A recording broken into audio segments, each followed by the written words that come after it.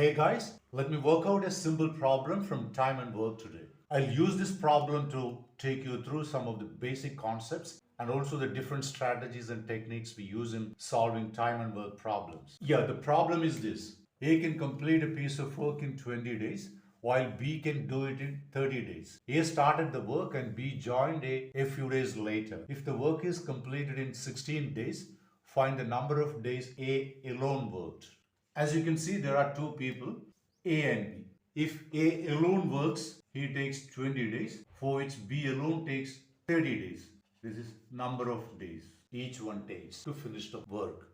As you can see, A is more efficient than B. Whoever takes a fewer days for a given piece of work is obviously more efficient. Now, how do you find out the work done by each of these two guys in one day? If A needs 20 days to finish a piece of work, in one day he does 1 by 20th of the work. Say for example, if you take 3 days to finish a piece of work, obviously you will do 1/3 of the work in one day. In the same way, if you need 10 days to finish a piece of work, in one day you do 1/10. So a few assumptions we are making here. One of them is we don't know the total quantity of work to be done, which we have taken as one or unity in the problem. Okay, the second assumption we have made is that A puts in the same amount of work here, which may not be true in all problems. So we go by this assumption unless otherwise stated in the problem. Using the same strategy for B, he will do 1/30th of the work in a day. So whatever work one person does in one day, or maybe it's 1 hour, depends on how the problem is given to you. Here the question is discussed in terms of number of days. So whatever one does in one day will be taken as his efficiency. So efficiency is defined as the rate of work or the quantity of work done per day. Day we use because the problem is given in number of days. Otherwise, efficiency will be defined as the quantity of work done in 1 hour if the whole question is discussed in number of hours. So there's one thing you can observe. Efficiency and number of days are related to each other in a certain way. Look at that. One is the reciprocal of the other. Efficiency is the reciprocal of number of days, or number of days you can take as the reciprocal of efficiency. Before solving this problem, let me tell you that there are two different ways of solving time and work problems. The first one is called unitary approach. The second one is LCM method. Both of them we will use in solving this problem. So let me go through the unitary approach first. In unitary approach, as we have done here, the total quantity of work is taken to be 1 or unity. So we have already started here, in fact, that unitary approach here. Now let me continue with that. What is it that we are asked to find out in the question? Number of days A alone worked. Let me use some variable. Let n be the number of days A alone worked. It's given that the whole work is completed in 16 days. And it's also stated in the problem that B joined A after a few days. That means A started the work and B joined a few days later. So what would be the number of days B worked? Number of days B worked will be 16 is the total number of days and A alone has worked n number of days. 16 total number of days they took to finish the job and A alone worked n days, which means after that B and A worked together.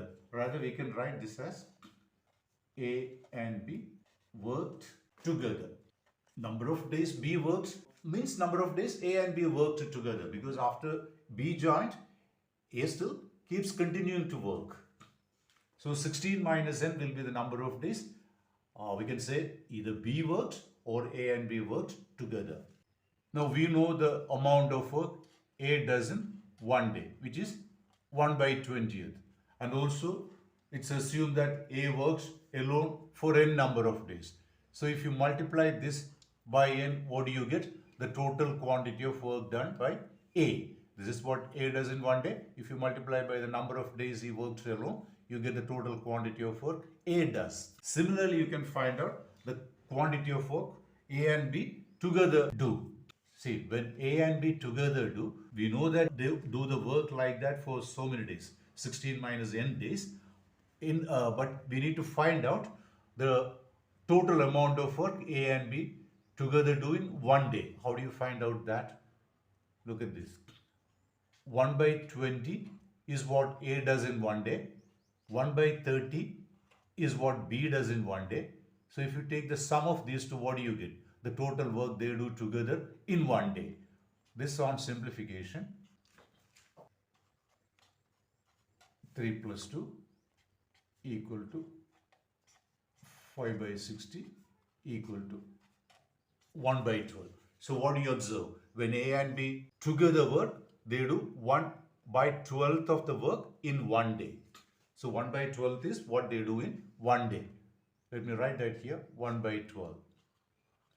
And how many days do they work like that together? 16 minus n. So if you multiply this by 16 minus n, you get the total work done by A and B together. And this is what A does in one day.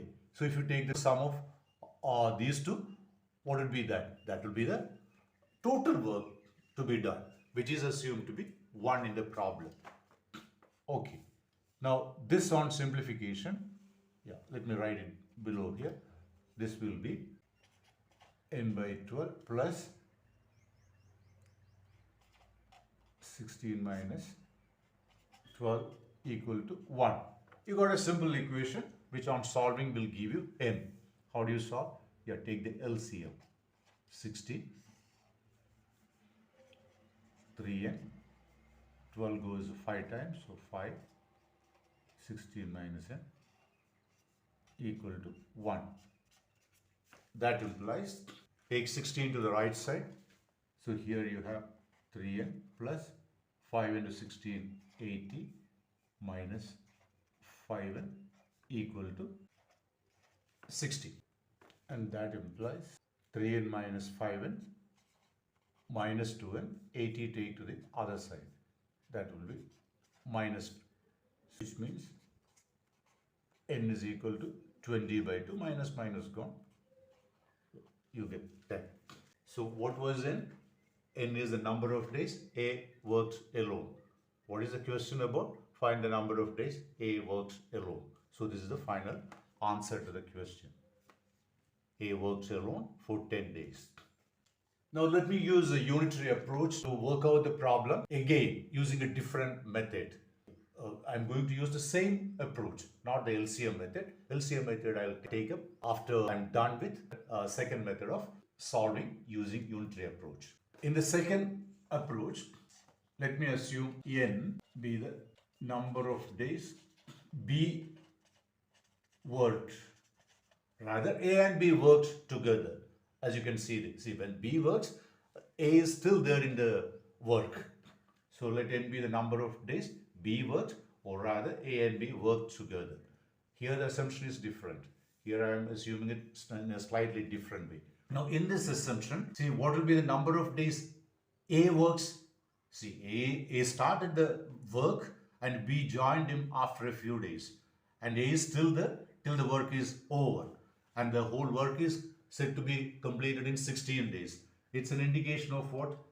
A has worked 16 days. Because A is there in the work right from the start till it's over. And we know that A does 1/20th of the work in a day. And A works for 16 days. So this will be the total contribution of work done by A. Now let's find out the contribution of work done by A and B together. Now let's find out the contribution of work done by B. B alone actually, because you don't need to count the work done by A again while B is working with A. Because for A we have already found out the entire work he has put in. So next let me write the work done by B alone. B alone does, as you know, 1/30th of the work in a day. And B works for how many days? N number of days. And the entire work is over. This is the work done by A. This is the work done by, total work rather, by B. Like that they work. The total work is over, which is 1. Now this implies 16 by 20, 4 by 5. This is n by 30 equal to 1. This implies n by 30. Take 4 by 5 to the right side. 4 by 5. This on simplification. 1 by 5. So n by 30 equal to 1 by 5. Which implies what? N by 30 equal to 1 by 5. This implies n is equal to 30 to the other side equal to 6. So n is equal to 6. See, in the previous case, straight away that n will be the answer. In this case, n is 6, but n is not what they want us to find out. N is what by our assumption, there's the number of days B worked. We are asked to find out number of days A worked. So how do you find out that from here?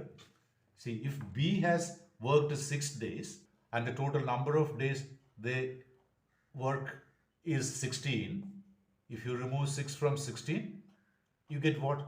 B has worked 6 days and the total number of days they've taken for completing the work is 16. So if you remove 6 from 16, you get 10, and that will be the number of days when A worked alone.